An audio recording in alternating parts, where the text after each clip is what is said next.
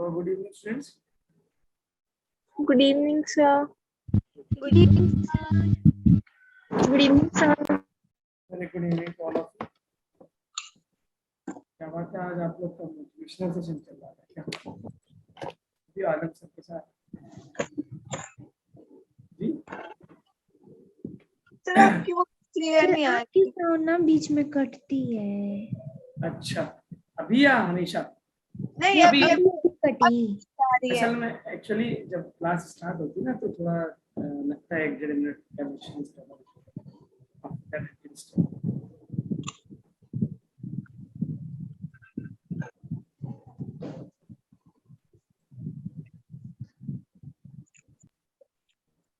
So what was going on with this Alam sir? Sir वो बोल रहे थे कि अब से गूगल मीट पे लगा करेगी क्लासेस। यस आज से? सर। नहीं मंडे से। अच्छा, मेरा क्लास हो गई। ओए भरमोरी बॉयज, तू यहाँ पे अपने चैनल का वो करने आया है क्या या पढ़ने आया है? चलो निकलो क्लास से।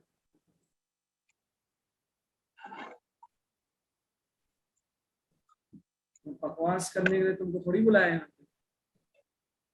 निकलो और मेरी क्लास में दोबारा मत दिखाई देना।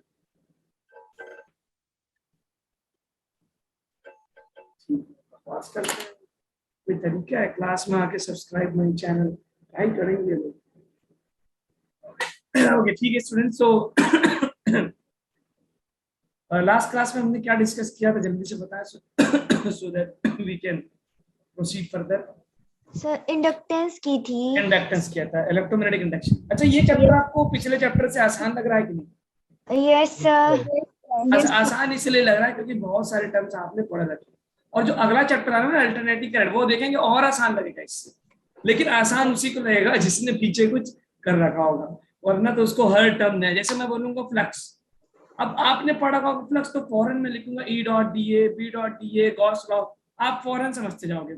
यस जिस बच्चे सर। को यही नहीं पता होगा फ्लक्स क्या है, वो कहेगा ये क्या कर रहा है बकवास। मैं लिखूंगा Ampere law integral B dot DL, आप फौरन समझ जाओगे। आप यस कुछ सर। फिर क्रॉस क्वेश्चनिंग करोगे, सर ये कैसे, वो कैसे, यहाँ कैसे, वहां कैसे, ठीक। और आपको आपने यही नहीं पढ़ा होगा कि एम्पियर लॉ क्या होता है, ये लाइन इंटीग्रल क्या होता है। फिर आपके लिए ऑफ कोर्स आपके पास एक ही ऑप्शन बचेगा, या तो आप क्लास को ऑन करके कहीं पे मैदान में या किसी बाजार में बैठ के मस्ती करेंगे जैसे बहुत से बच्चे करते हैं, या फिर आप क्लास को छोड़ के चले जाओ। ठीक है, दो ऑप्शन बचेंगे आपके पास, तीसरा कोई ऑप्शन नहीं है, क्योंकि अब वक्त आ गया है लाइन पे आने का। ठीक है स्टूडेंट्स, मैं चलूं क्लास को स्टार्ट करूं? Yes sir. ओके ठीक है, तो इंडक्टेंस से हम शुरुआत करेंगे और उसको लेक्चर्स को हम आगे लेके जाएंगे। इंडक्टेंस के बाद रिकॉर्डिंग को ऑन करने के लिए याद दिला दीजिएगा। चलिए मैं स्टार्ट कर देता हूँ। ठीक है ठीक है, रिकॉर्डिंग चल रही है क्या? ऑलरेडी? हाँ जी सर, चल रही है। ओके, चलो तब तो वो भी रिकॉर्ड हो गया होगा। मैंने एक बच्चे को भगा दिया है ना। ये सब इन डिसिप्लिन का मामला जो है टॉलरेट नहीं हो पाता, मेरे से तो नहीं हो पाता। अगर स्टूडेंट नहीं भागता तो मैं खुद भाग जाता, क्या करें। खैर ओके, तो इंडक्टेंस के ऊपर हमने डिस्कशन कर लिया था। ये नीट 2021 का प्रॉब्लम कर लिया था। इंडक्टेंस हमने बता दिया था, व्हाट इज इंडक्टेंस। इंडक्टेंस होता है तीन तरह से, आर एल। आर क्या बेटा? Resistance. Resistance is the opposition to the flow of current. Fine, yes sir. ठीक है ओके। कशिश मैं कराऊंगा उसको, सॉरी मैं भूल गया था। अभी अभी क्लास स्टार्ट होगी, अभी उसका फ्लो करने दीजिए ना, वो हो जाएगा। आर सी क्या था? Capacity to store the charges, energy store करता है। और जो ये किसी का बैकग्राउंड से इरिटेटिंग साउंड आ रही है। और एल जो है inductance, that is the opposition to what, किस चीज का अपोजिशन है? Change in current. Change in current. जैसे कि आप जब इनर्शिया पढ़ते हैं वहां पे न्यूटन्स लॉज में, तो inertia is the property of every object to oppose the change in velocity, है ना। अपनी वेलोसिटी को चेंज होने नहीं देना चाहता। उसी तरह से इलेक्ट्रोमैग्नेटिक इनर्शिया, जिसको हम इंडक्टेंस बोलते हैं, अगर अगर किसी ऑब्जेक्ट, किसी सर्किट का करंट कांस्टेंट है, करंट चेंज है, तो इंडक्टेंस का कोई रोल है क्या वहां पे? नहीं है सर। नहीं है। यानी इंडक्टेंस का रोल तभी तक होगा, मेरी बात बहुत गौर सुनना, इंडक्टेंस सर्किट में तभी तक पार्टिसिपेट कर रहा होगा जब तक करंट क्या हो रहा होगा? चेंज। फ्लो। हाँ, चेंज हो रहा होगा ना, फ्लक्स चेंज हो रहा होगा, करंट चेंज। जैसे ही करंट कांस्टेंट होगा दैट विल स्टॉप एक्टिंग, उसका मतलब होना ना होना बराबर हो गया। ओके, एक चीज, रेजिस्टेंस हमेशा पार्टिसिपेट करेगा जब तक करंट फ्लो कर रहा है, चाहे वो चेंज होते हुए फ्लो करे चाहे कांस्टेंट वे से फ्लो करे। Okay fine, I hope you are getting this things. Yes sir. Okay, inductance के बारे में हमने देख लिया था कि म्यूचुअल इंडक्टेंस एक का दूसरे से, इंडक्टेंस के बारे में हमने देखा था कि phi is equal to L I. अगर सेल्फ की बात करें तो टोटल फ्लक्स जो था वो एल आई के बराबर था, और म्यूचुअल की बात करें तो एक का दूसरे से that is equal to M I. Fine, और हमने ये देखा था M12 is equal to M21, ऐसा कुछ देखा था क्या? तो अब हमने आपसे बताया था कि सर M12 निकाले M21 निकाले, दोनों बराबर होते हैं, तो जिसको आप आसानी से निकाल सकते हैं उसको निकालेंगे। जैसे कल के प्रॉब्लम में हमने देखा था, नीट में पूछा था, एक छोटा रिंग था और एक बड़ा रिंग था, तो हमने देखा था यार कि इसको 1 माना था, इसको 2 माना था। 2 वाले का मैग्नेटिक फील्ड 1 पे कांस्टेंट है क्या? बोलो जरा, क्योंकि आपको क्वेश्चन में दे रखा था R और ये कैपिटल R दे रखा था, so R is much small than R, ये क्वेश्चन दे रखा था। मैं ये मान सकता था क्या मैं मान सकता था कि magnetic field due to the बड़ा वाला ring is constant at the छोटा वाला रिंग, यानी बड़े वाले मैग्नेटिक फील्ड का जो बड़े वाले रिंग का जो मैग्नेटिक फील्ड है वो छोटे वाले रिंग पे कांस्टेंट, मान सकते हैं? Yes sir. तो हमने बहुत आराम से निकाल लिया था फ्लक्स को बी ए करके। लेकिन अगर यही चीज मैं बोलूं कि सर छोटा वाला रिंग भी कुछ मैग्नेटिक फील्ड प्रोड्यूस कर रहा हो और उसकी मैग्नेटिक फील्ड बड़े वाले रिंग से फ्लक्स बना रही होगी, अब ये मैग्नेटिक फील्ड वेरिएबल होगा। मेरी बात कौन कौन समझ पा रहे हैं कि छोटे वाले रिंग का जो मैग्नेटिक फील्ड निकलेगा वो बड़े वाले रिंग पे तो वेरिएबल होगा कि नहीं होगा? Yes sir. तो उसका फ्लक्स निकालना आसान काम नहीं है। जब फ्लक्स निकालना आसान काम नहीं तो एम निकालना आसान काम नहीं। तो हमने कहा ऐसा करो, दोनों बराबर होते हैं, तो let us find the one which is easier to find. ठीक है, चलिए, I hope this was done. तो हमने रिंग्स की वजह से म्यूचुअल इंडक्टेंस निकाल लिया था। अब हम निकालेंगे mutual inductance due to solenoid. एक तो सेल्फ इंडक्टेंस मतलब अपना इलेक्ट्रिक, देखिए खुद में करंट होगा, उस करंट की वजह से मैग्नेटिक फील्ड होगा, उस मैग्नेटिक फील्ड से फ्लक्स होगा, तो वो फ्लक्स चेंज करेंगे। तो बैक ईएमएफ याद आ रहा? Back EMF, back EMF okay ठीक है। बैक ईएमएफ क्या होता है बेटा?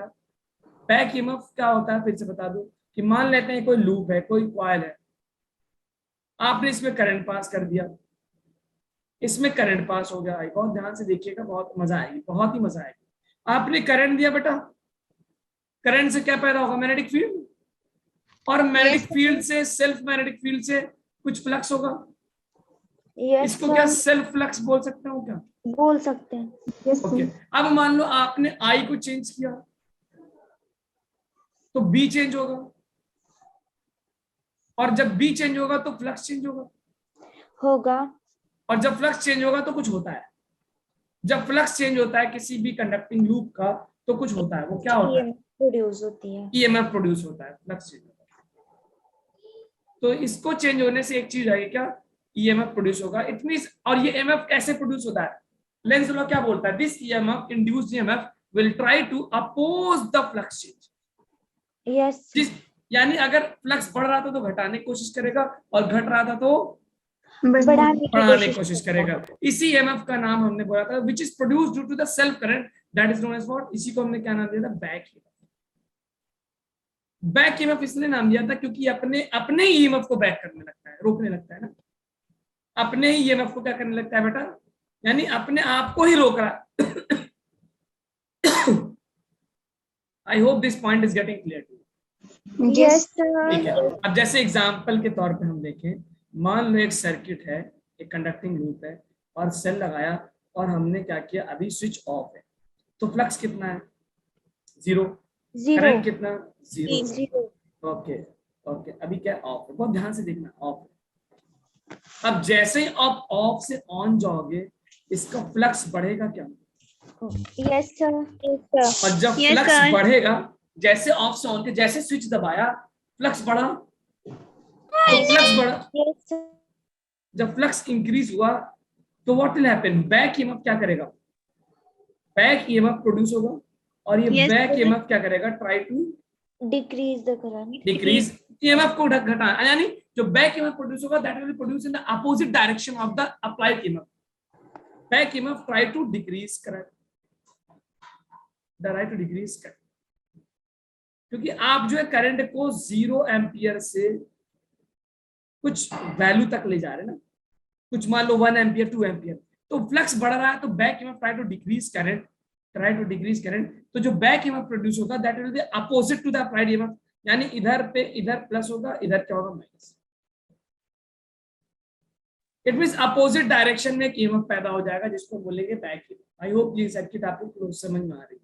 Yes sir. कितने लोग को ये समझ में आया कि तो ये एक अपोजिशन की तरह बिहेव करने लगेगा क्या? ओके, तो हम ये मान सकते हैं कि as the switch is on,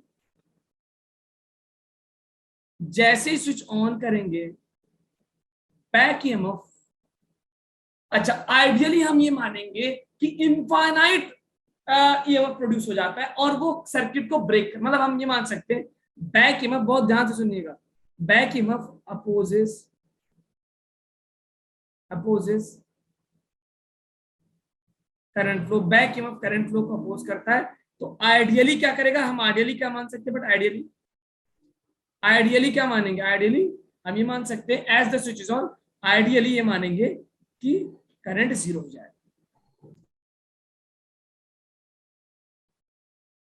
और आप मान सकते हैं सर्किट ब्रोकन होगा जैसे स्विच ऑन करेंगे। लेकिन स्विच ऑन करने के थोड़ी देर बाद तो करंट स्टेबल हो जाएगा क्या? Yes sir. और जब करंट स्टेबल हो गया तो what will be the use of this inductance, कोई काम है उसका? बिल्कुल, यानी कि जैसे इट मींस इस इंडक्टेंस का काम फिर उस थोड़े देर के लिए होगा जितनी देर में आपने स्विच को ऑन किया। फाइन, जितनी देर में आपने स्विच को क्या किया, ऑन किया। जैसे ही स्विच एक बार ऑन हो गया, उसको मान लेते 0.1 सेकंड या 0.01 सेकंड लगा, जैसे ही स्विच ऑन हुआ, करंट स्टेबल हुआ, करंट स्टेडी हुआ, no what is the job of inductance? कुछ नहीं, लुल्लु हो जाएगा, no job. It means it will behave like an ideal wire, जैसे कि आइडियल वायर की तरह। Yes sir. ठीक है, यस सर। चलिए तो हम लिखते हैं, एक कंक्लूजन लिखते हैं स्विच ऑन करने पे। नोट करिए कहीं पे रेड पेन से अगर हो या ब्लैक पेन से, रेड ऑन, स्विच ऑन करने पे क्या होगा, इंडक्टेंस जो है सर्किट ब्रेक करे, इंडक्टेंस एज ओपन सर्किट, यानी आप ये मानेंगे जैसे कि उसमें कोई करंट नहीं फ्लो कर रहा है। जब करंट नहीं फ्लो कर रहा है तो हम क्या मानते हैं, ओपन सर्किट की तरह। अच्छा, उसके बाद आफ्टर सम टाइम, थोड़ी देर बाद, आफ्टर सम टाइम क्या होगा, स्टेडी करंट हो जाएगा क्या? Current will be constant, current अपना स्टेबल हो जाएगा। अगर डायरेक्ट है और करंट स्टेडी तो इंडक्टेंस क्या हो जाएगा, 0, इंडक्टेंस हैज नो रोल, और इंडक्टेंस का जब कोई होगा तो it will be a close circuit, it will be a zero resistance. अच्छा, तो मैं ये बोल सकता हूँ क्या बेटा, जब इंडक्टेंस ओपन सर्किट की तरह बिहेव कर रहा है तो क्या मैं मान सकता हूँ कि इनफाइनाइट रेजिस्टेंस पैदा कर रहा है? Yes sir. तो हम मान सकते हैं ओपन सर्किट की तरह है, तो हम ये मान सकते हैं कि इंडक्टेंस शुरू में स्विच ऑन करते ही इनफाइनाइट रेजिस्टेंस पैदा कर रहा है, इतना बड़ा रेजिस्टेंस पैदा कर दिया कि करंट ही फ्लो होना बंद हो गया। दिख नहीं रहा, फाइन। और जब एक बार करंट स्टेबल हो गया तो रेजिस्टेंस, इंडक्टेंस कैसा बिहेव करने लगा, जैसे कि कोई रेजिस्टेंस ही नहीं, एक प्लेन वायर की तरह, इनफाइनाइट रेजिस्टेंस, जीरो रेजिस्टेंस की तरह बिहेव करेगा आफ्टर सम टाइम जब करंट स्टेडी हो जाएगा। ठीक है, जैसे हम आपको एग्जांपल दे दें, एक इंडक्टेंस लगाया, इंडक्टेंस का सिंबल ये होता है ना, और ये स्विच, और आपने क्या किया, स्विच को ऑन किया। ठीक है, स्विच ऑन किया, तो जैसे ही स्विच ऑन करेंगे, जस्ट ऑन किया, तो सर्किट क्या इस तरह दिखेगा क्या, बोलो, सर्किट इस तरह दिखेगा जैसे कुछ है। हाँ, आफ्टर सम टाइम, कुछ वक्त बीता, आफ्टर स्टेडी स्टेट, 1-2 सेकंड बाद की बात करें, स्टेडी करंट, सर्किट ऐसा दिखने लगेगा, बिल्कुल प्लेन वायर की तरह, याद रखिएगा। ठीक है, फाइन। Yes sir. अब ये तो स्विच ऑन की बात होगी, बैक ईएमएफ के बाद हम म्यूचुअल इंडक्टेंस पाएंगे, अभी हम पहले बैक ईएमएफ वाला मामला पूरा कर लें। ठीक है, तो ये हो गया मेरे पास बैक ईएमएफ का कंसेप्ट। नोट किया क्या सारी बात? Sir 1 minute last just on करेंगे तो ये आफ्टर स्टेडी करंट ये हो जाएगा।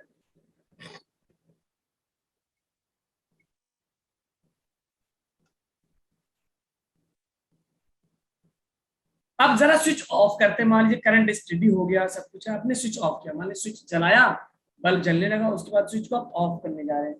तो ऑफ करने पे जरा सोचिए क्या होगा। ऑफ करने पे फ्लक्स घट रहा है, तो क्या करना चाहेगा इंडक्टेंस? उसको बढ़ाना चाहेगा। बढ़ाना चाहेगा। इसका मतलब क्या ईएमएफ उसी डायरेक्शन में पैदा होगा जिस डायरेक्शन में पहले था? सपोर्ट करेगा क्या?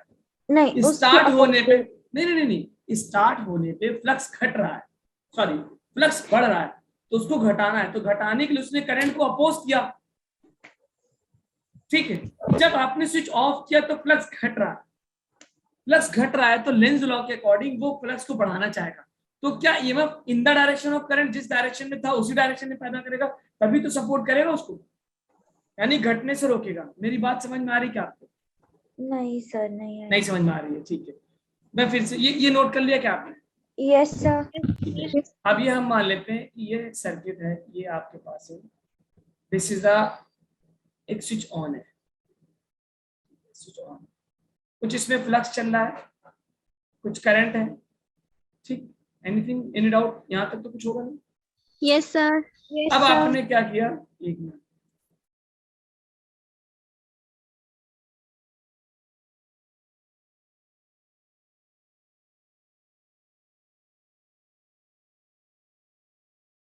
अब हमने मान लिया स्विच को ऑफ किया, अभी स्विच ऑन था, स्टेडी करंट चल रहा है, करंट स्टेडी है आराम से। आपने क्या किया, स्विच को जस्ट ऑफ किया। कौन है? Yes sir. Friends I am coming, someone is knocking, sorry, मैं आ रहा हूं।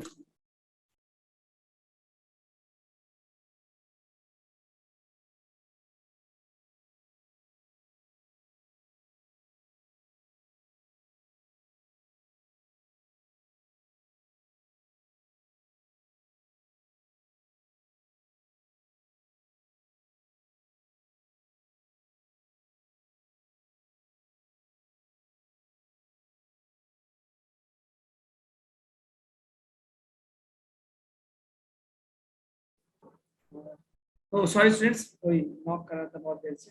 तो अब जब आपने जैसे ही ऑफ किया तो करंट घटना शुरू होगा क्या? कोई Yes, बता सकता है कि बैक ईएमएफ क्या करेगा? बैक ईएमएफ उसको करंट को घटना, हाँ, बढ़ाने की कोशिश करेगा लेंज लॉ के अकॉर्डिंग। तो अब हमने देखा, तो ये रहा मान लेते सर्किट, हमने स्विच को ऑन से जस्ट ऑफ किया, अभी करंट जीरो नहीं हुआ, मतलब जीरो हो रहा है, मतलब कि मान लो 5 एम्पीयर करंट था, ऑफ करेंगे तो इट विल, अभी स्टार्टिंग हुई है जीरो होने की। तो बैक ईएमएफ क्या करेगा, support the current. Back EMF क्या करेगा, जो करंट आपने ऑन करने पे अपोज कर रहा था, सपोर्ट द करंट। तो सपोर्ट करने के लिए वो क्या करेगा कि अगर करंट इधर जा रहा था तो वो भी करंट इधर ही पैदा करना चाहेगा, मतलब ये बन जाएगा प्लस और ये बन जाएगा माइनस। समझ में आ रही क्या बेटा? ये कहना चाहेगा कि करंट को उसी डायरेक्शन में पैदा करने की कोशिश करेगा जिस डायरेक्शन में पहले से करंट था, ताकि करंट घटे ना, ठीक है। और उसमें क्या हुआ था, देखिए आपने जब आपने ऑन किया था तो व्हाट हैपेंस, देखिए यहाँ पे चीज है कि जैसे आपने जस्ट ऑन किया तो करंट पहले जो है इस डायरेक्शन में जा रही थी, जब तो उसने बैक ईएमएफ अपने करंट को अपोजिट डायरेक्शन में कैंसिल करने की कोशिश कर। चलिए कितने लोग को इतना ये यहाँ तक बात समझ में आ गई? डायरेक्शन ऑफ बैक ईएमएफ मैंने मार्क किया है भाई। Chetan, Arshia, Deepika, how many of you are getting this? ये सारी बात समझ में आ रही है यहाँ तक? यस सर, आ गई। बस एक ही बच्चे को समझ में आ रहा है? Yes sir. ओके ठीक है, ओके वेरी गुड। तो अब हम ये मान सकते हैं, ठीक है, ये नहीं समझ में आएंगे तो क्वेश्चन इस पे बहुत पूछता है तो हम ये मान सकते हैं कि जरा इसको देखें sir, how it will behave. तो जब हमने करंट को स्विच ऑन किया जस्ट, तो the inductance was behaving as an open circuit, infinite resistance. After some time steady हो गया, जीरो रेजिस्टेंस बन गया। इसी तरह जब हम करंट को ऑफ करते तो सोच के बताइए जरा, इंडक्टेंस किस तरह बिहेव करेगा? सर ये बिहेव करेगा इनफाइनाइट रेजिस्टेंस की तरह या जीरो रेजिस्टेंस की तरह? सर एक बार क्वेश्चन दोबारा बोलना। मैं पूछ रहा हूँ, जब हमने करंट को स्विच को जस्ट ऑन किया था तो आपका जो इंडक्टेंस था वो बिहेव कर रहा था ओपन सर्किट, क्योंकि अपोज कर रहा था infinite yes resistance. Sir. Ideally practically ऐसा नहीं होता, आइडियली बोल रहा हूँ। और कुछ वक्त के बाद, 1-2 सेकंड के बाद, 0.1 सेकंड के बाद स्टेडी स्टेट हो गया, तो वो एक जीरो रेजिस्टेंस की तरह, प्लेन वायर की तरह behave करने लगा। जब हमने स्विच को ऑफ कर रहा हूँ करंट से, तो वो उसको सपोर्ट कर रहा है, तो अब किस तरह बिहेव करेगा जस्ट ऑफ करने के बाद? This inductance will behave like a open circuit. High resistance. अच्छा, हाई रेजिस्टेंस की तरह बिहेव करेगा, तब तो सर्किट ब्रेक करके तुरंत खत्म कर देगा। या फिर क्लोज सर्किट। ओपन सर्किट मतलब रेजिस्टेंस इनफाइनाइट होगा, और क्लोज सर्किट का मतलब रेजिस्टेंस, सोच के बताइए। अरे भैया, इनफाइनाइट होगा फिर तो सर्किट ब्रोक हो जाएगा ना। वही हमको करंट को सपोर्ट करना है माय डियर, कब सब करंट को सपोर्ट करना है, बढ़ाना है। सोचो जरा, तुम अगर रेजिस्टेंस। इनफाइनाइट, तो वो तो फिर आप उसको करंट को बढ़ाना, आप ओपन करके करंट को जीरो कर दिया, फिर तो खेल ही खत्म हो गया। What do you think? चलो बताओ, कौन सोच पा रहा है सर इस क्लोज क्या? Circuit, sir close close circuit. से सिंपल सी बात है यार, ओपन उसका सर उल्टा होगा, तो ये तो नहीं सर मैं होगा। इतनी देर से ये बोल रहा था सर पर क्लोज माइक म्यूट था होगा। मेरा।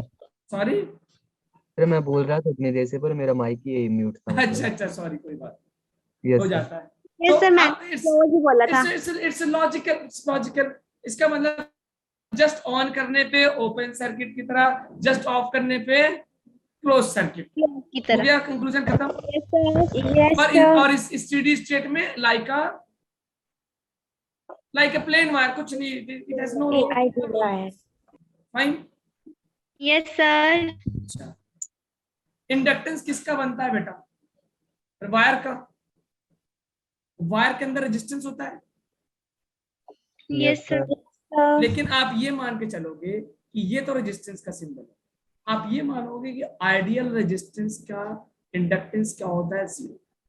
जबकि कुछ ना कुछ इंडक्टेंस होगा, क्योंकि उससे भी लूप होगा, करंट चेंज होगा, बट आइडियल रेजिस्टेंस का एल क्या होता है बेटा? जीरो। और आइडियल इंडक्टेंस का आर जीरो होता है, याद रखिएगा। अगर आइडियल इंडक्टेंस लेंगे तो इसका रेजिस्टेंस क्या मानेंगे? जीरो, याद रखिएगा, ठीक है। आइडियल रेजिस्टेंस का इंडक्टेंस जीरो, आइडियल इंडक्टेंस का रेजिस्टेंस जीरो। जबकि प्रैक्टिकली ऐसा नहीं होगा यार। इंडक्टेंस किससे बनेगा? वायर से बनेगा, वायर से बनेगा घुमा घुमा के। Yes sir. क्या चीज? तो बहुत कम होता है ना, निग्लिजिबल।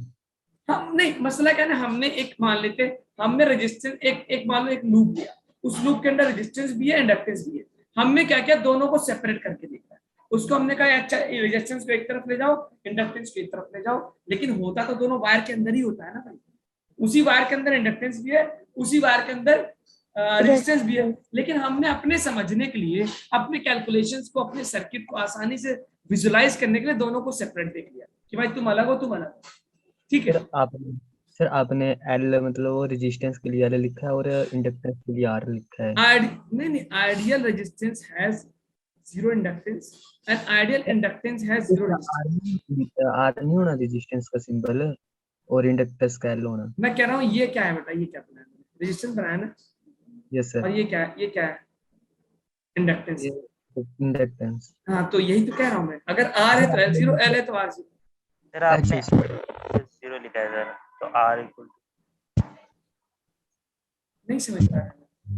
सर मतलब रेजिस्टेंस आइडियल होगा तो फिर इंडक्टेंस जीरो होगा। हाँ, ये कहने का मतलब है कि ये आप ये मान के चलेंगे, अगर एक सिंपल रेजिस्टेंस दे दिया तो आप ये मानेंगे इसके अंदर कोई इंडक्टेंस नहीं है, और अगर एक इंडक्टेंस दे दिया तो आप मान के चलेंगे इसके अंदर कोई रेजिस्टेंस नहीं है। ठीक है, ये नोट करने की बात। सर एक बार जरा फिर से रिपीट करो। मैं बताता हूँ, चलो पहले आप इसको नोट करो, सर्किट में समझाता हूँ। सर नोट कर ले सर। ठीक है, देखिए मैं कह रहा हूँ कि एक सर्किट दिया आपने, इसको बोलेंगे, ये मान लो एक सर्किट है, हम इसको बोलेंगे प्योरली रेजिस्टिव। यानी कि हम ये मानेंगे इस वायर के अंदर कोई इंडक्टेंस नहीं है, ठीक है। और अगर कोई सर्किट ऐसे दे दे तो आप ये मानेंगे प्योरली इंडक्टिव। प्योरली इंडक्टिव का मतलब आप ये मानोगे इसका आर जीरो है, रेजिस्टिव इंडक्टिव का मतलब आर जीरो। और कोई सर्किट ऐसे दे दे आप ये मानोगे क्या, इसके अंदर दोनों, ये R दे रहा है रेजिस्टेंस और ये L दे रहा है इंडक्टेंस। ठीक, ये समझा, ठीक है, समझ गए?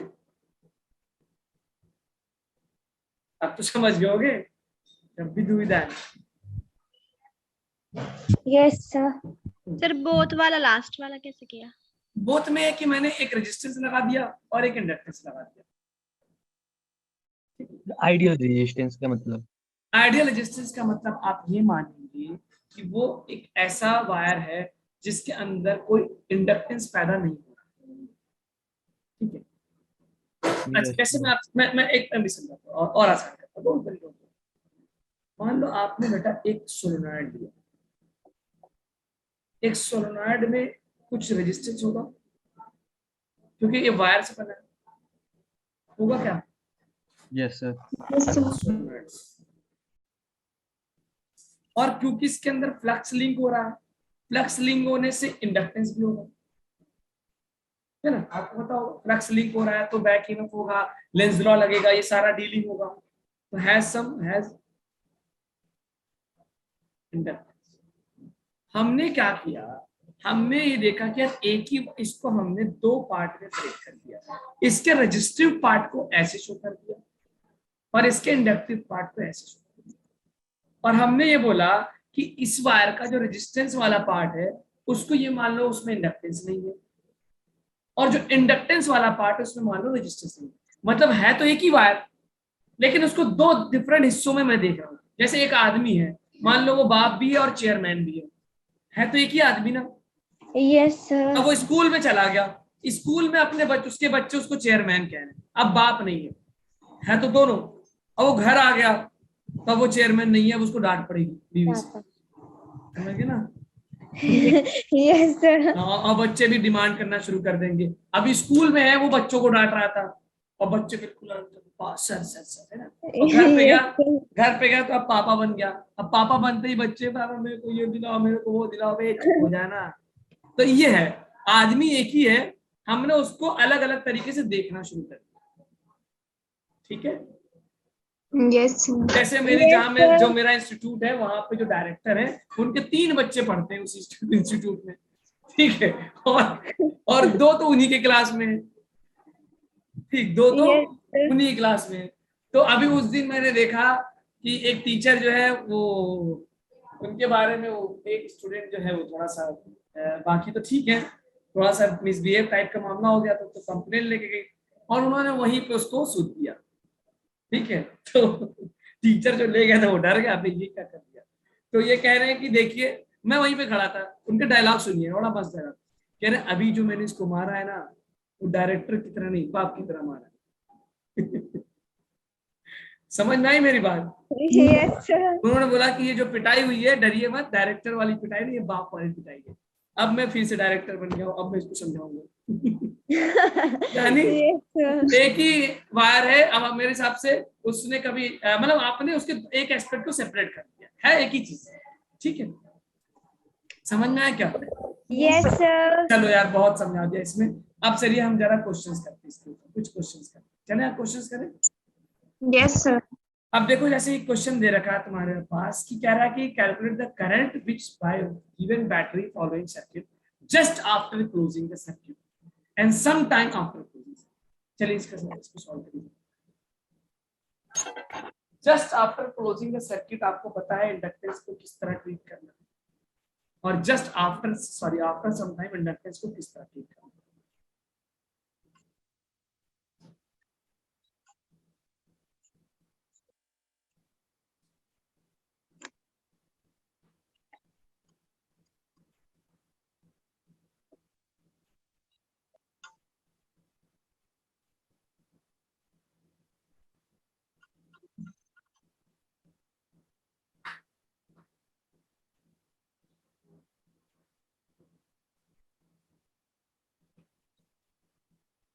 ओके,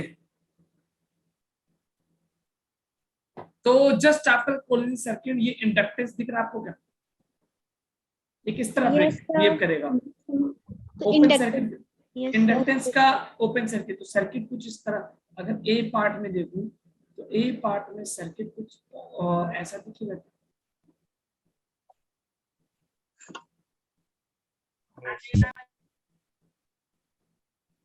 ऐसा दिखे वही। इसका Sir. मतलब करंट यहाँ आएगा, यहाँ आएगा, तो इसमें जाएगा नहीं, तो ये वाला रेजिस्टेंस जो है ये तो बेकार हो गया, क्योंकि इसमें करंट जाएगा ही, it is not taking part. तो अब आपका करंट का पाथ सिर्फ ये हो गया, यहाँ से आया 2 वाले से, 3 वाले से और 10 वाले। सो ये दोनों सीरीज में हो गए बेटा, तो इक्विवेलेंट रेजिस्टेंस कितना हो गया, 2 + 3 5 ओम हो गया क्या? 5 ohm. Yes, And sir. I is equal to V by R।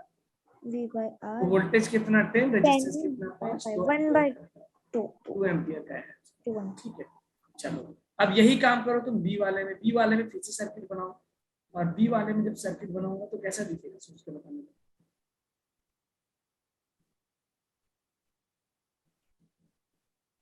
अब जब after some time it will behave like a zero resistance, तो 2 3 6 10 वोल्ट, सोचिए जरा।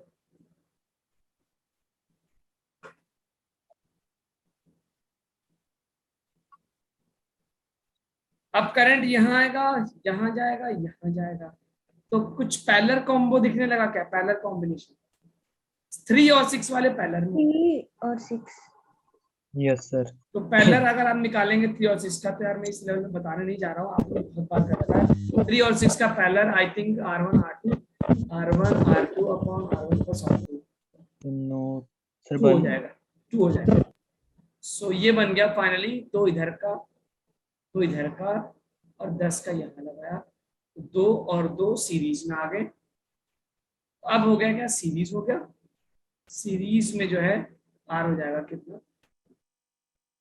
तो टोटल रेजिस्टेंस हो गया मेरे पास 4 ओम। तो करंट हो जाएगा जो V by R 10 upon 4, 2.5 ampere का करंट चलेगा बैटरी से, 2.5। ठीक, तो ये एक बेसिक कंसेप्ट इंडक्टेंस है। Just switching on the circuit it will behave like a open circuit, just after some time it will behave like a closed circuit, zero resistance circuit। ठीक है बेटा, बाकी रेजिस्टेंस तो हमेशा पार्टिसिपेट करता है circuit में, अगर उसके थ्रू पोटेंशियल डिफरेंस अप्लाइड है तो हमेशा पार्टिसिपेट करेगा। क्लियर हुआ ये कंसेप्ट? सर ये Yes, sir. मतलब नहीं होगा इसमें। किसमें, कौन वाला, ए वाला बी वाला? ए वाले में, क्योंकि आपसे क्या कर रहा है, जस्ट आफ्टर क्लोजिंग सर्किट। तो अभी मैंने ऊपर थ्योरी थी ना, जैसे ही आप क्लोज करते हैं तो सर्किट वो करंट को अपोज करता है, और आइडियली जो है इनफाइनाइट अपोजिशन देता है। आइडियली, प्रैक्टिकली वो तो इतना नहीं देगा, बट आइडियली हम मानते हैं लाइक अ ब्रोकन सर्किट की तरह बिहेव करता है। तो मैंने इंडक्टेंस को हटा दिया, तो जब हटा दिया तो यहाँ पे सर्किट कंप्लीट नहीं, तो 6 वाले में करंट ही नहीं जाएगा, यहाँ पे कोई करंट ही नहीं फ्लो करेगा, यहीं से करंट वापस आ जाएगा। ठीक है बेटा? Yes sir. चले आगे। Yes sir. Yes, sir. हो गया. अब एक क्वेश्चन और है, इसको जरा सॉल्व करें।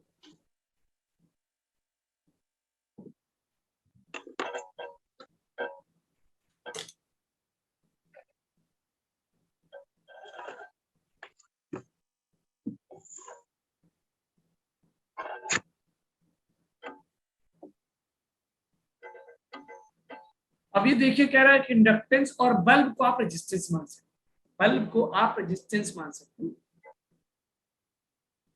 तो सोचिए जरा क्या होगा।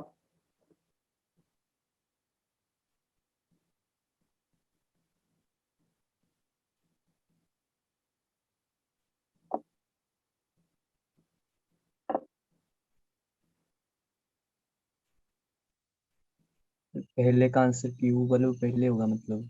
अच्छा, और बच्चे सोचे।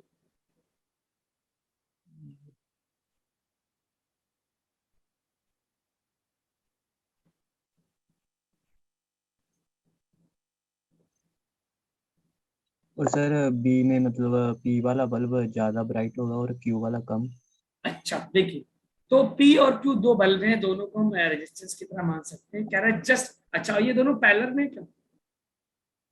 Yes, ऊपर और ठीक। तो Yes, कह रहा है sir. कि 2 आइडेंटिकल बल्ब है same resistance, which of the 2 bulbs light up earlier, पहले कौन जलेगा जैसे ही स्विच को क्लोज करें। तो बेटा आप देखो यहाँ पे इस वाले सर्किट में तो कोई इंडक्टेंस है नहीं, कोई इंडक्टेंस नहीं, यहाँ पे एक इंडक्टेंस। तो जैसे ही स्विच एस क्लोज करेंगे तो जस्ट ऑन करते ही क्या सर्किट ऐसे बन जाएगा क्या?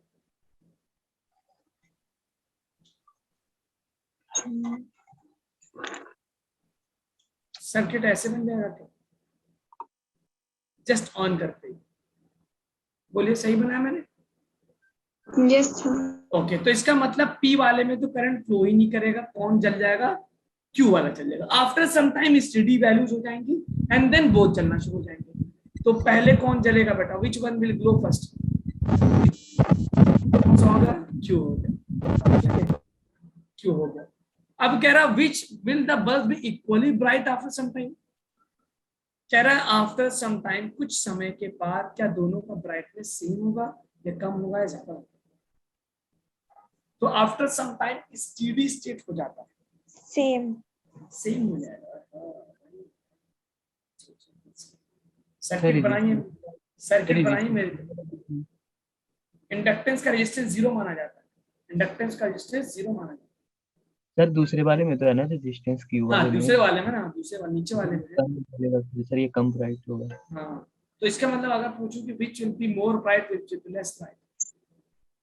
पी वाला मतलब ज्यादा। पी। बिल्कुल सही, देखिए बिल्कुल सही बोला। तो आफ्टर सम टाइम जो है ये तो स्ट्रेट वायर बन गया और ये बन गया मेरा पी, और ये बन गया रेजिस्टेंस और ये बन गया फिर से रेजिस्टेंस। तो अभी देखो ऊपर वाले में एक रेजिस्टेंस है और नीचे वाले में दो रेजिस्टेंस है, तो कहां पर रेजिस्टेंस ज्यादा है बेटा? इसका रेजिस्टेंस क्या हो गया? मोर।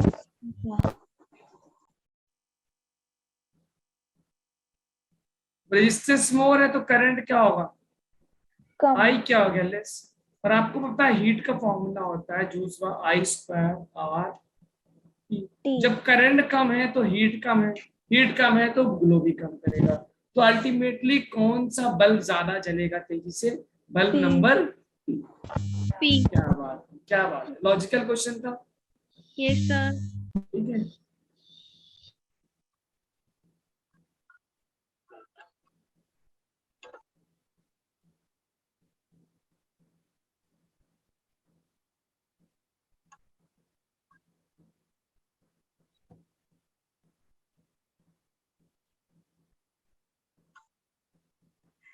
चलिए समझना है। चलिए अब आते हैं अगले टॉपिक की, म्यूचुअल इंडक्टेंस वाला टॉपिक जो हमारा छूट गया है उसको हम आकर लेते हैं। आई होप कि बैक ईएमएफ और बैक ईएमएफ के ऊपर जो कंसेप्ट इन्वॉल्व हुआ, I hope you are able to understand this. Yes sir. चलिए अब आते हैं सेल्फ इंडक्टेंस और mutual inductance of a solenoid. Solenoid के ऊपर आते हैं। सोलेनॉइड का सेल्फ और म्यूचुअल, हेडिंग डाल लीजिएगा self and mutual inductance of a solenoid. क्या हेडिंग डालेंगे? Self and mutual induction of a solenoid. Solenoid का म्यूचुअल इंडक्टेंस और सेल्फ इंडक्टेंस।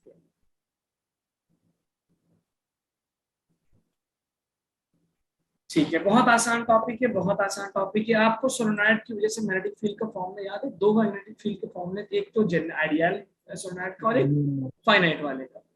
तो सेल्फ इंडक्टेंस ऑफ सोलेनॉइड यानी खुद का खुद से inductance, self inductance of solenoid. देखिए हमने एक सोलेनॉइड लिया, उसमें कुछ करंट पास करा दिया, ठीक है, उस करंट से कुछ मैग्नेटिक फील्ड पैदा होगी बेटा, ठीक है। ठीक है, एक सोलेनॉइड है, उसमें आई दिया करंट, करंट से क्या हुआ पैदा? पी, और पी के बराबर जैसे क्या आ गया? फाई। और मैं जानता हूं कि फाई को मैं लिख सकता हूं एल आई।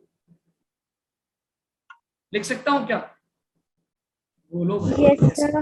और Yes, फाई को लिख sir. सकता हूं B A B A into L I. लिख सकते हैं। और एल का फॉर्मूला आ गया बी ए अपॉन आई। बताओ इससे आसान कोई तरीका बता सकता है क्या पूरे धरती पे? नहीं सर। नहीं बता सकता ना। बड़े मक्खन लगाए है ना। करंट से मैग्नेटिक फील्ड से फ्लक्स, और फ्लक्स और इसका रिलेशन आ गया। ठीक, एक चीज छूट रही है यहाँ पे, नंबर ऑफ टर्न्स, वो भी लगा दिया। चलो अब तो कोई नहीं बता सकता, कमी मिली। ठीक, अब चलो बताओ सोलेनॉइड के मैग्नेटिक फील्ड का फॉर्मूला क्या है, बताओ जरा। Mu not N I by 2 bracket two में आर cos थीटा 1। अरे कहाँ पहुंच गई मोहतरमा, ये वाला किसके लिए, प्रैक्टिकल के लिए। Yes sir. और आइडियल के लिए एक प्यारा सा फॉर्मूला आया, म्यू नॉट एन आई, ये किसके लिए, आइडियल के लिए। तो हम लोग कौन सा फॉर्मूला यूज करेंगे, सर आइडियल। आइडियल। हाँ रहते हैं प्रैक्टिकल दुनिया में फॉर्मूला यूज करते हैं कौन सा, आइडियल। एन की वैल्यू होती है एन बाई एल, ये होती है।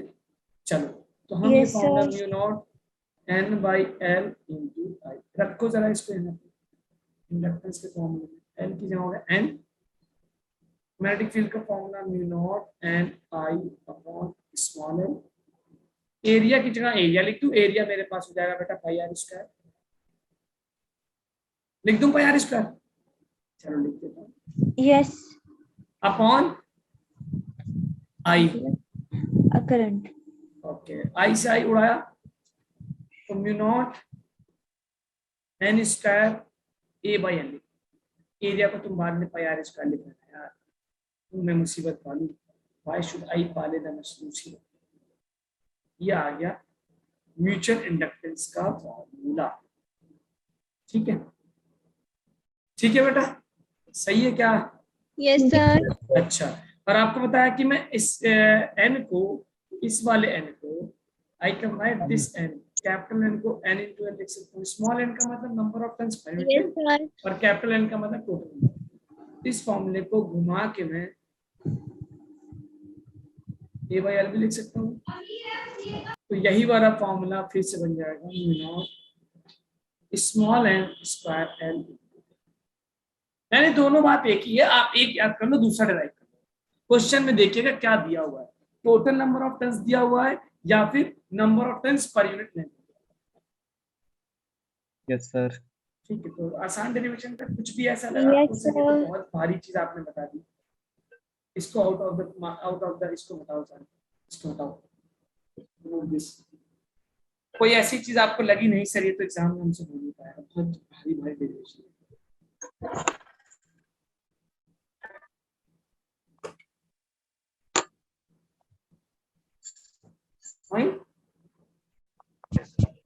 यस ओके ठीक है, अब हम Yes, अपना sir. अब अगला क्या करेंगे, म्यूचुअल इंडक्टेंस। म्यूचुअल इंडक्टेंस करेंगे, ठीक है। Yes sir. ठीक है, म्यूचुअल इंडक्टेंस कर लेते हैं। अब देखो इसमें एक फॉर्मूले में तुम देखो एल में आई आया है क्या, सर मतलब आई हाँ नहीं। हाँ, तो इसका हमने पहले ही बता रखा है कि करंट पे डिपेंड। इंडक्टेंस डिपेंड नहीं करता। इसी तरह जो सी का फॉर्मूला देखते हैं C equal to Q by V, यहाँ देख के लगता था यार कैपेसिटेंस चार्ज और वोल्टेज पर डिपेंड करता है, लेकिन जब रिड्यूस करके फॉर्मूला निकाला तो कुछ ऐसा फॉर्मूला आ गया था क्या। यस तो वहां से पता चला अच्छा कैपेसिटेंस जो है वो करंट सॉरी चार्ज और वोल्टेज पे डिपेंड नहीं करता। डिपेंड करता एरिया पे, मीडियम पे और गैप पे। इसी तरह ओम्स लॉ में आए, जब ओम्स लॉ में देखो R is equal to V by I, यहां देख के लग रहा था यार करंट रेजिस्टेंस जो है वोल्टेज और करंट पे डिपेंड कर रहा है, लेकिन रिड्यूस करके फॉर्मूला निकाला ऐसा है ना। और फिर समझ अरे ये क्या हो गया, इसका मतलब रेजिस्टेंस करंट वोल्टेज पे डिपेंड नहीं करता। It means R Yes, L sir. C तीनों मटेरियल की प्रॉपर्टी है, ये चार्ज वोल्टेज करंट पे डिपेंड नहीं करते।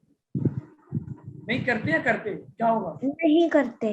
मेरे घर में एक साहब है, बल्कि साहिबा है, जो कहती है कि हमको ये नहीं आता, प्रोनाउंस नहीं आते, मेरी ग्रामर बहुत वीक है, कि आपको ये नहीं आता कि थी बोलना है या थी बोलना है। सर क्या बोला। तो मैं बोल रहा हूँ कि ये तीनों चीजें नहीं डिपेंड करते या नहीं डिपेंड करती, क्या होगा, ते या ती। करते। यार तब तो मेरी सच में ग्रामर खराब है, इल्जाम सही लग रहा है क्या मेरे ऊपर। तुम लोगों ने ऐसा ऑब्जर्व किया है क्या कि सर मैं एकदम ऐसा लड़का को लड़की, लड़की को लड़का बना देता हूँ। नहीं सर। नहीं कह रहा, अब नोट करना, अगर कभी होगा तो बताना यस सर, सर। ठीक है। जैसे ट्रेन आता है आती है, आती। आती है, और बिजली बिजली क्या करती है, आती है आता है, जाती आती है, बिजली आती है। और हवा, हवा चलती है हवा चलता भी है, आती है, हवा, हवा क्या होती है, चलती है चलता है। चलती है। हमने तो यार बचपन से ही पढ़ा है, हवा चलता है। नहीं सर, चलती होता है, अच्छा, और जलेबी क्या है, जलेबी, जलेबी खाया जाता है, खाई जाती है। खाया नहीं जाता। खाई जाती है हाँ, सर। बेटा। वो स्त्रीलिंग में गई ना। हाँ, स्टीयरिंग में गई, सही है।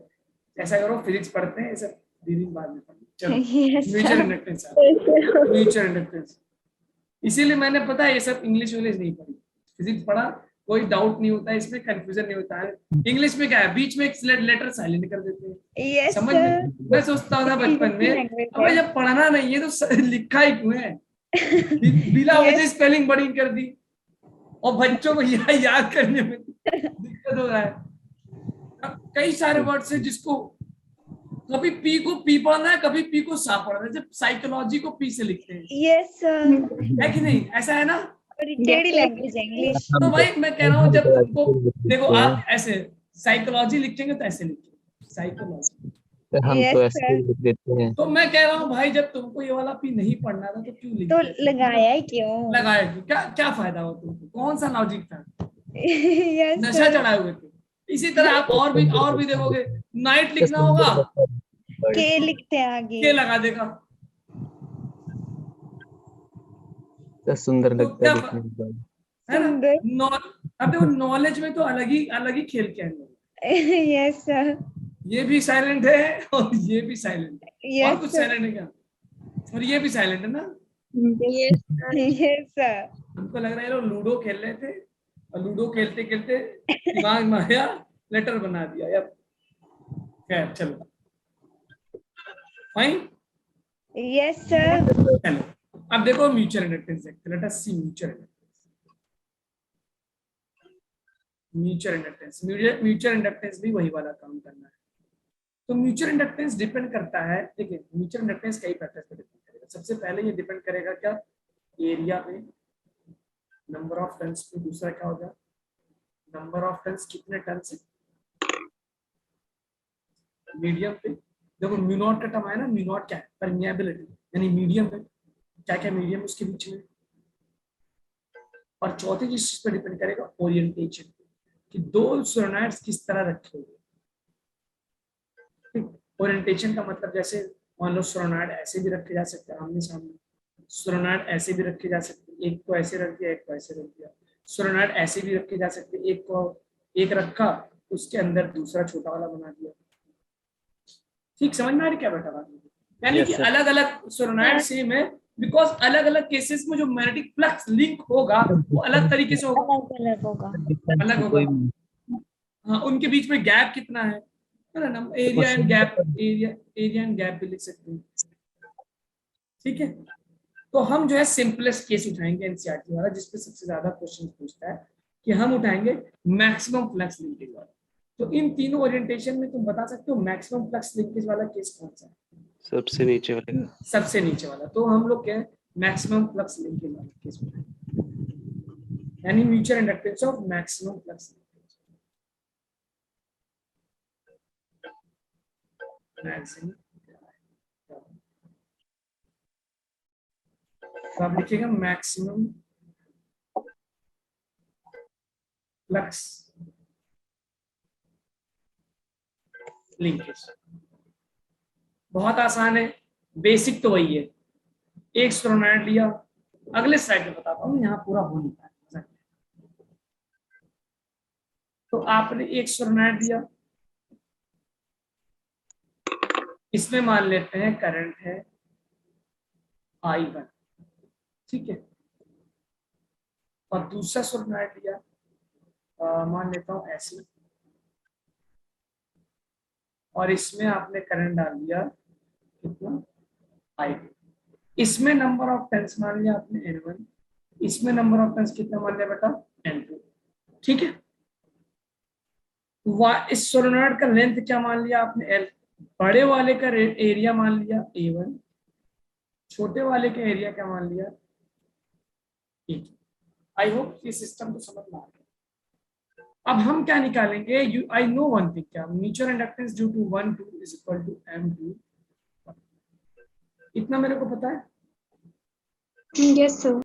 तो अब हमने ये देखें कि सर अगर हम छोटे वाले की वजह से निकालेंगे तो बड़े वाले का मैग्नेटिक फील्ड जो है सेंटर पे कांस्टेंट होगा, छोटे वाले की वजह से बड़ा वाला बाहर है, और बाहर जो है मैग्नेटिक फील्ड कांस्टेंट नहीं होती, ठीक है। लेकिन बड़े वाले के अंदर है छोटा वाला, तो बड़े वाले के अंदर, और अंदर मैग्नेटिक फील्ड क्या होती है, कांस्टेंट। तो कांस्टेंट अकलमंदी किसमें है, एम किसकी वजह से निकाले, mutual inductance of two one, नहीं छोटे वाले का बड़े के रिस्पेक्ट में या बड़े वाले का छोटे के रिस्पेक्ट में, बड़े नहीं नहीं छोटे वाले का निकाले, बड़े छोटे वाले का निकाले। तो हम क्या करेंगे, बिकॉज हम ये लिखेंगे मैग्नेटिक फील्ड, अगर हम छोटा वाला लेते तो अंदर तो कांस्टेंट नहीं है। लेकिन अब छोटे वाले की अगर आप चलिए मैं दिखा, अभी सुनिए आप magnetic field inside solenoid is constant. Solenoid के अंदर तो कांस्टेंट होता है, तो हम कुछ भी कर सकते हैं, 1 का 2 से नहीं, 2 के 1 से नहीं। तो क्योंकि सोलेनॉइड के अंदर मैग्नेटिक फील्ड कांस्टेंट होती है, सो वी विल कैलकुलेट, हम पता करेंगे mutual inductance of smaller due to, ठीक है, ठीक है। यानी मैग्नेटिक फील्ड किसकी लेंगे, बड़े वाले की, और एरिया किसका लेंगे, फ्लक्स किसका लेंगे, छोटे वाले का, ठीक है बेटा। तो हमने देखा कि flux link two one, current, okay, जो फ्लक्स टू वन होगा उसकी वजह से इसमें एरिया किसका लेंगे, 2 का, और मैग्नेटिक फील्ड किसका लेंगे, फर्स्ट मैग्नेटिक फील्ड 1 का, 1 का, ठीक है। अब एरिया 2 आपको पता है पाई R2 square, magnetic field V1 निकाल सकते हैं, ये क्या होगा, mu naught N1 into I1 होगा क्या, बोलिए, यस सर। ठीक है, हो गया। अब आपको ये रिजल्ट ही पता है कि phi21 is equal to M21 into I1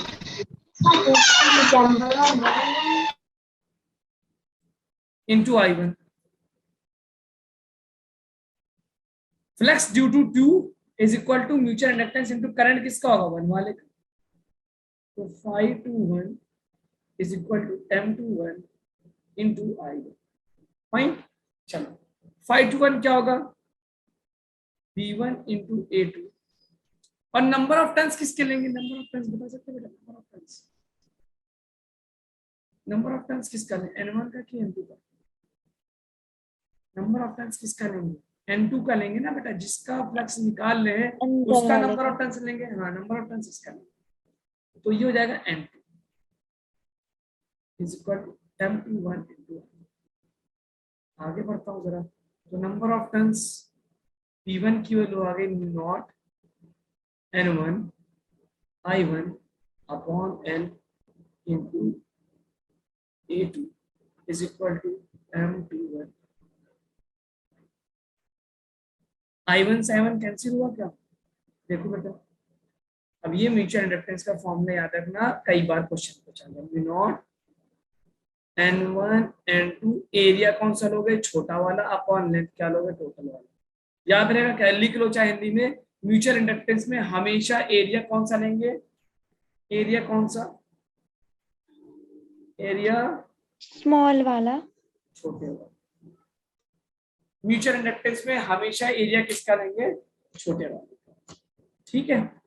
चलो नोट करो और आगे बताओ, ये डेरिवेशन समझ में आया क्या, वी नॉट सर एक बार, ठीक है, पहले आप नोट कर लो, मैं दोबारा समझाऊंगा। Yes sir.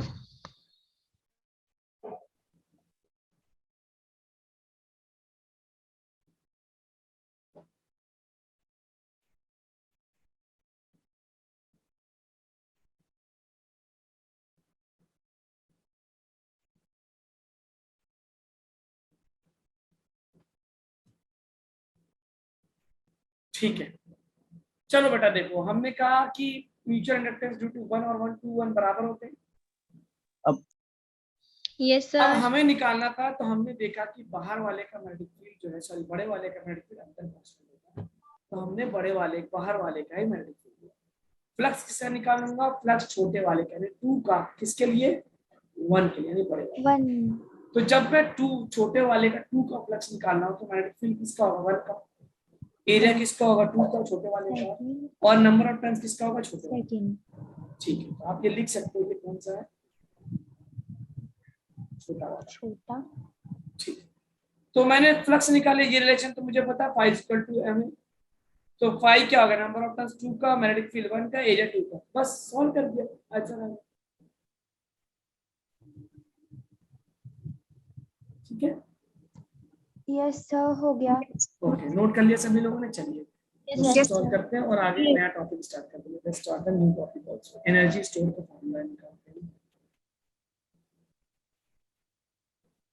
म्यूचुअल इंडक्टेंस का फार्मूला हो गया।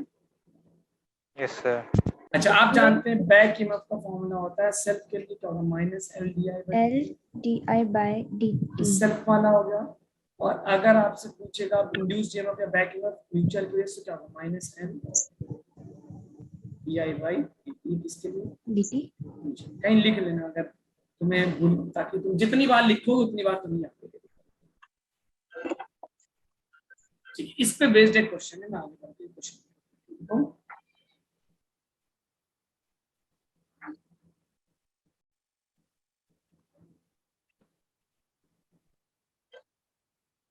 Yes sir. यस सर, हो गया। अब ये क्वेश्चन दिया हुआ है, इसका क्या आंसर है? बहुत कुछ चाहिए।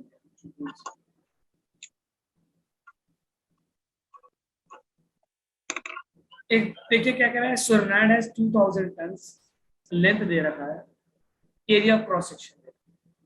अब कह रहा है अराउंड इट्स सेंट्रल सेक्शन है कॉइल ऑफ एक्सक्लूजन, इसी के ऊपर एक दूसरा कॉइल बॉन्ड है, मतलब दोनों का एरिया सेम, मतलब एक के ऊपर एक बॉन्ड। तो इसमें छोटे बड़े की बात ही नहीं, दोनों का एरिया क्या हो गया? सेम हो गया। ठीक है, कह रहा है if the current is reversed, यानी करंट चेंज करेंगे तो फ्लक्स चेंज होगा, डायरेक्शन चेंज होगा। जैसे हमने वो 180 डिग्री से लूप को टर्न किया था, तो इंड्यूस्ड ईएमएफ।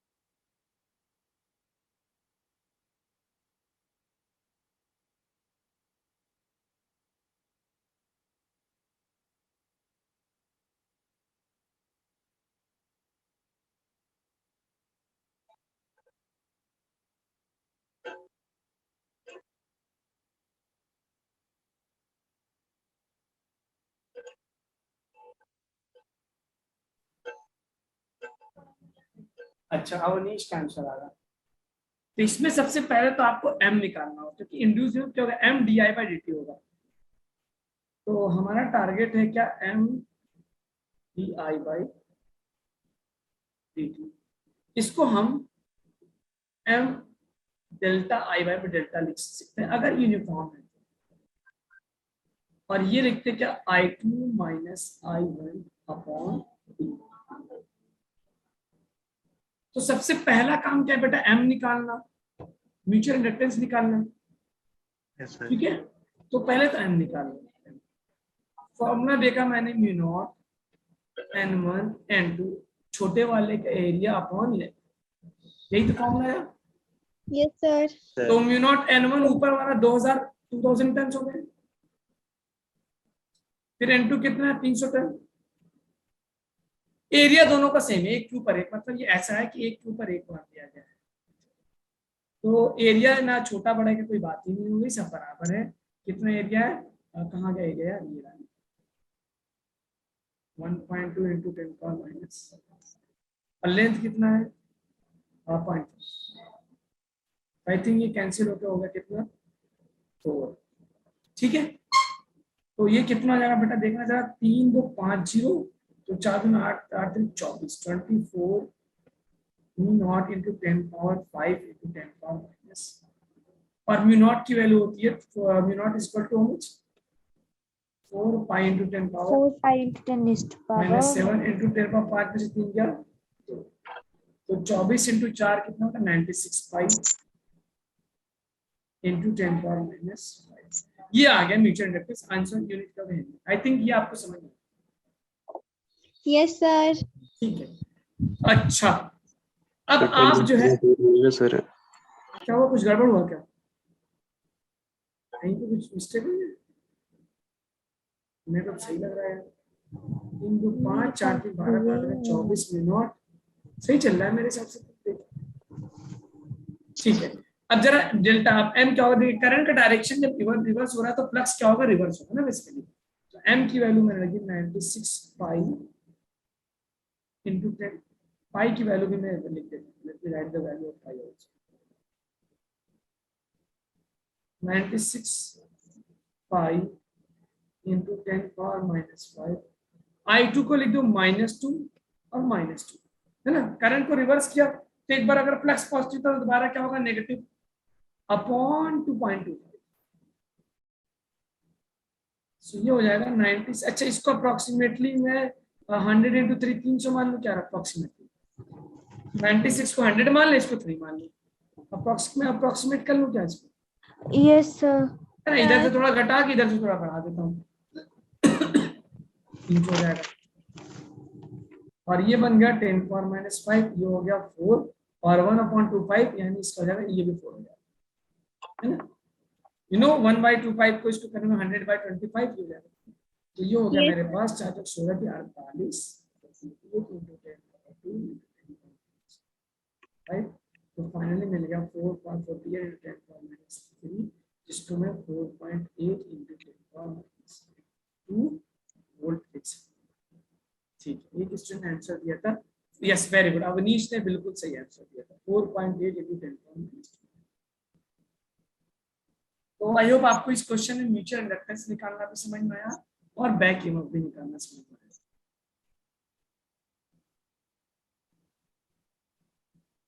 ठीक है, यस सर।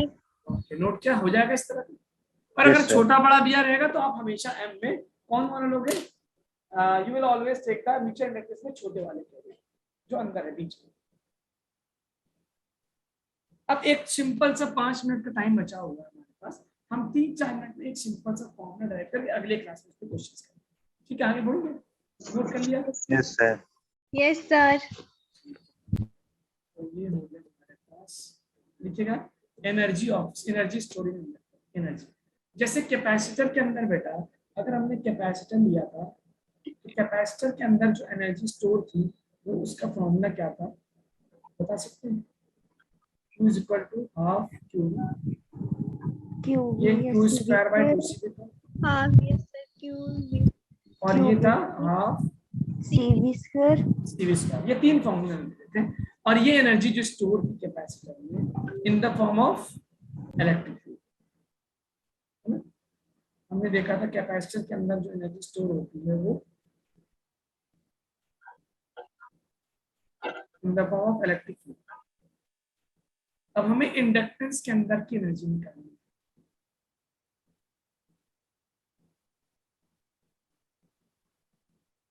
तो हमने क्या किया, इंडक्टर लेते हैं।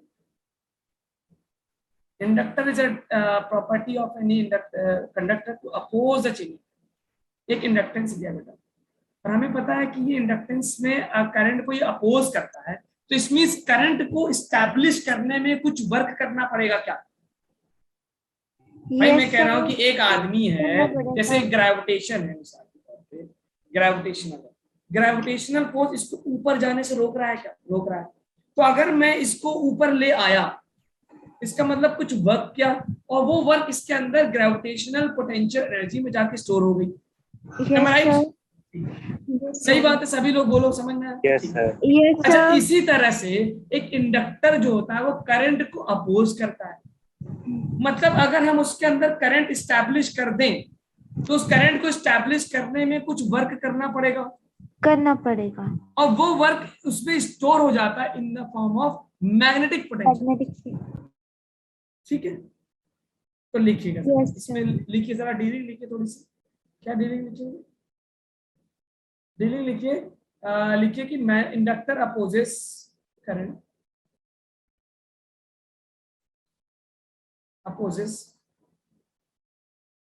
करंट स्टैब्लिशमेंट, वो करंट को स्टैब्लिश होने में अपोज करता है। So some work done, so work is done to establish current. तो आसानी से तो होगा नहीं, कुछ वर्क करना पड़ेगा, तो work is done to establish, तो उस करंट को स्टैब्लिश करने में कुछ वर्क करना पड़ेगा, और वही वर्क स्टोर हो जाता है। This work is get stored in the form of magnetic field, या मैग्नेटिक पोटेंशियल।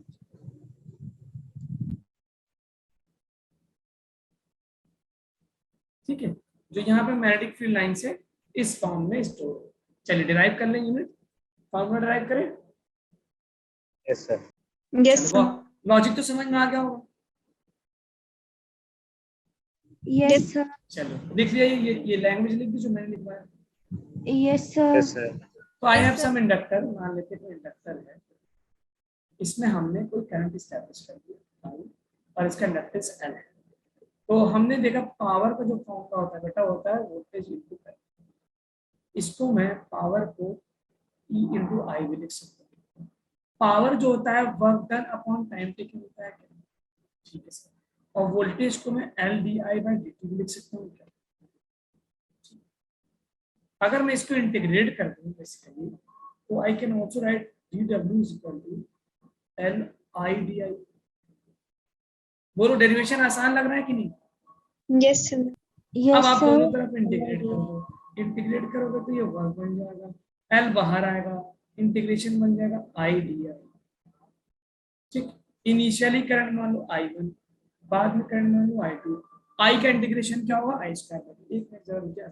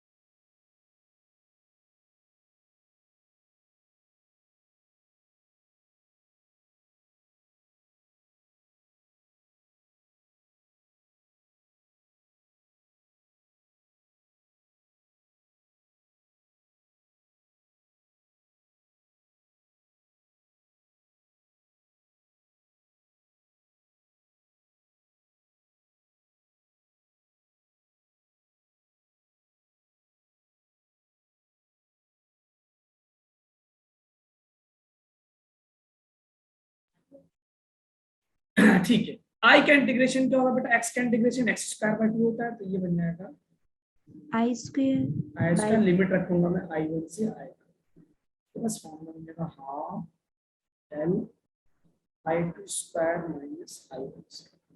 जैसे स्प्रिंग में आपने देखा होगा ना, स्प्रिंग में होती है half k x square. Spring में क्या होता है फॉर्मूला? स्प्रिंग में होता है half k x two square minus x one square. यही होता है क्या, है ना? और अगर मान लो इनिशियली करंट 0 था तो ये फॉर्मूला बन जाता है U is equal to half L I square. ये फॉर्मूला याद रखेंगे इंडक्टर का फॉर्मूला। ठीक है, ठीक है Yes.